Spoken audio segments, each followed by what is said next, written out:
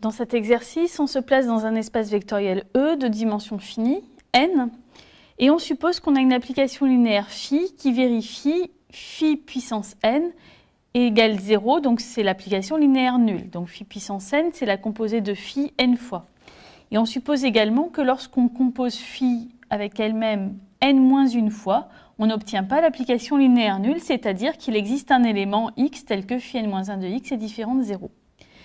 Et on va montrer qu'on obtient une base en regardant les vecteurs x, phi de x, phi 2 de x, etc. jusqu'à phi n moins 1 de x.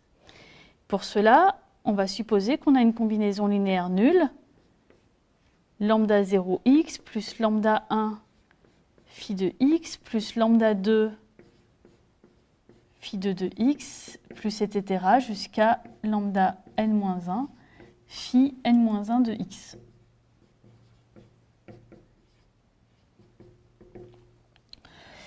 Alors, pour utiliser l'hypothèse, on va en fait appliquer phi puissance n-1 à toute cette égalité.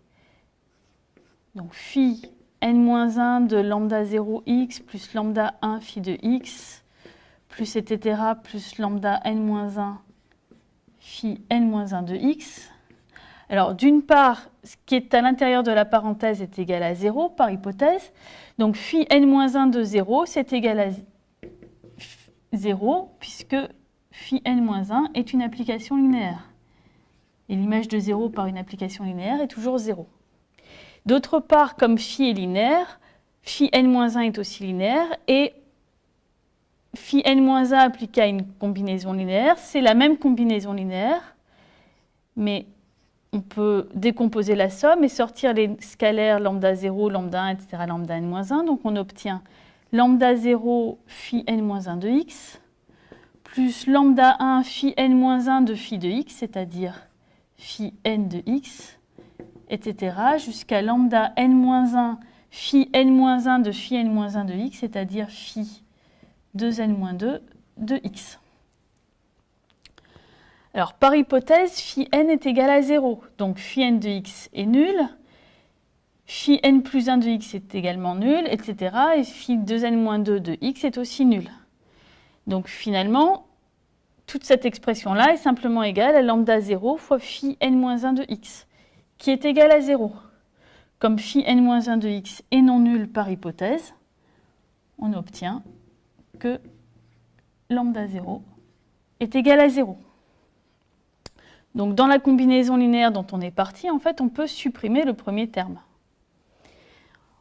On a maintenant lambda 1 phi de x plus lambda 2 phi 2 de x plus etc. plus lambda n-1 phi n-1 de x égale à 0.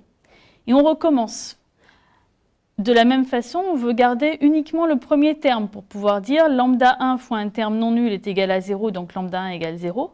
Donc cette fois-ci, on ne va pas appliquer phi n-1, mais phi n-2, de façon ici à obtenir phi n-2 de phi de x, c'est-à-dire phi n-1. Donc on a phi n-2 de lambda 1 phi de x plus lambda 2 phi 2 de x plus etc. plus lambda n-1 phi n-1 de x. C'est phi n-2 de 0, donc c'est égal à 0. Et puis de la même façon que précédemment, on obtient que c'était aussi égal à lambda 1 phi n-1 de x plus lambda 2 phi n de x plus etc. plus lambda n-1 phi 2n-3 de x. Mais tous ces termes-là sont nuls puisque par hypothèse phi n de x est égal à 0. Et donc on obtient lambda 1 fois un vecteur non nul est égal au vecteur nul.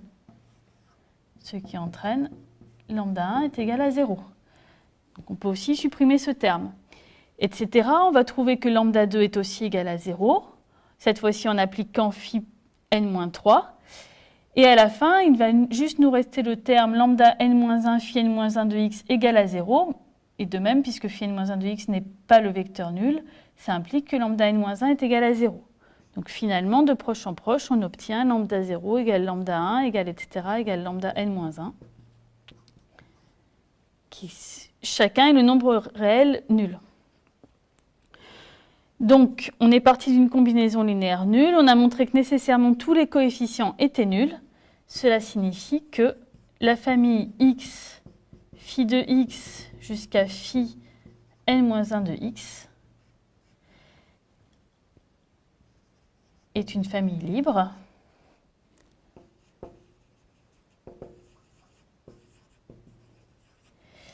ici on a n vecteurs. N, c'est exactement la dimension de l'espace vectoriel E.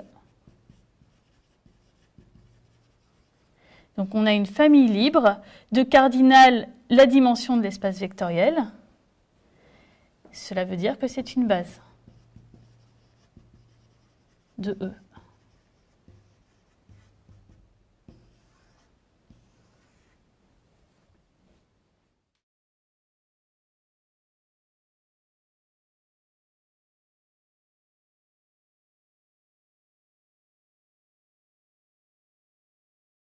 On vient de montrer que si l'espace vectoriel E est de dimension n, et si on suppose que phi n est égal à 0, mais que phi n-1 n'est pas l'application linéaire nulle, alors on peut trouver une base de E dont les premiers termes sont x et phi de x. Autrement dit, x phi de x est libre. En fait, on peut montrer le même genre de résultat sans supposer que E est de dimension finie, et avec comme seule hypothèse sur phi que phi n'est pas une homothétie. À ce moment-là, on peut toujours trouver un élément x de E tel que la famille x phi de x est libre. Alors en fait, c'est même x différent de 0, puisque si x est égal à 0, on obtient 0, phi de 0 égale 0, ce ne sera jamais une famille libre. Alors, on va faire la preuve par contraposé. La contraposée, c'est, on suppose que cela n'est pas vrai, donc ça veut dire que pour tout x non nul dans E, la famille x phi de x n'est pas libre. Autrement dit, la famille x phi de x est liée. Alors, la négation de phi n'est pas une homothétie, c'est phi est une homothétie.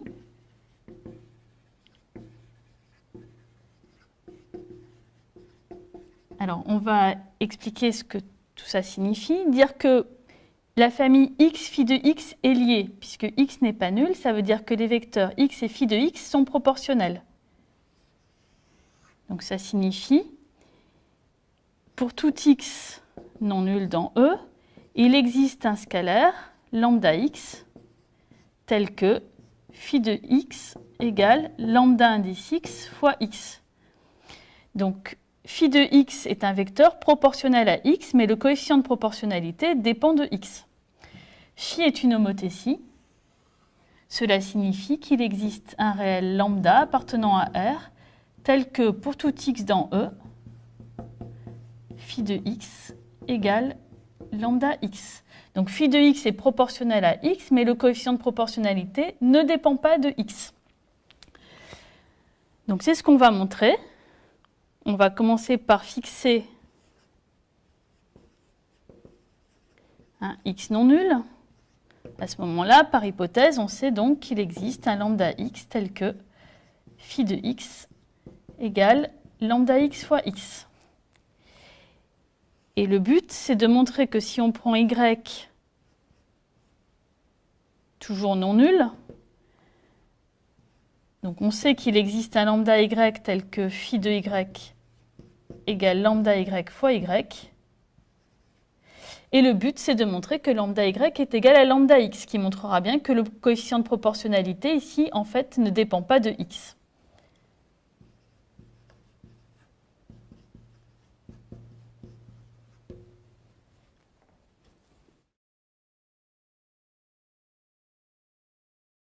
Il s'agit donc maintenant de montrer que le coefficient lambda y est égal au coefficient lambda x.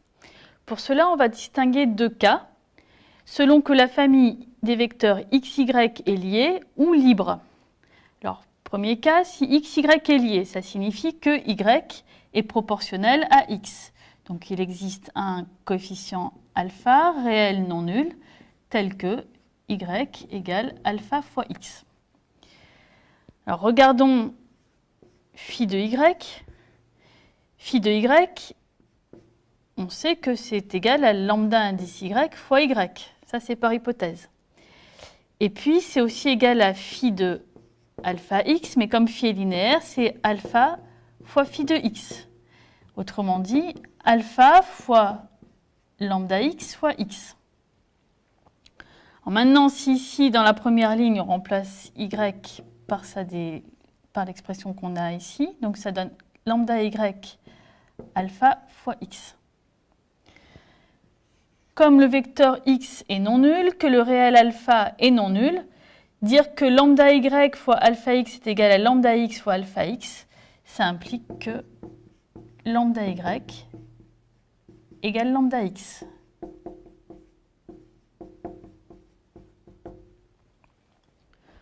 Second cas, on suppose que la famille de vecteurs x et y est libre. On va regarder phi de x plus y. X plus y, c'est toujours un vecteur de E. Donc, on sait que phi de x plus y est un vecteur proportionnel à x plus y, avec un coefficient de proportionnalité lambda indice x plus y. Comme phi est linéaire, c'est aussi phi de x plus phi de y. Autrement dit, lambda x fois x plus lambda y fois y. Donc maintenant, si on soustrait ces deux lignes, on obtient 0. Donc 0 est égal à lambda indice x plus y moins lambda x fois x plus lambda indice x plus y moins lambda y fois y. La famille x, y est libre. On a une combinaison linéaire nulle de x et y. Cela signifie que les deux coefficients sont nuls. Autrement dit, lambda x égale lambda x plus y et lambda y égale lambda x plus y. Donc en particulier, lambda x égale lambda y. Comme évidemment, on n'a que ces deux possibilités, ou bien xy est lié, ou bien xy est libre, on obtient que dans tous les cas, lambda x égale lambda y. Autrement dit, le coefficient de proportionnalité ne dépend pas du vecteur. On a donc montré qu'il existe un réel lambda tel que quel que soit x, phi de x égale lambda x, ce qui signifie que phi est une homothétie.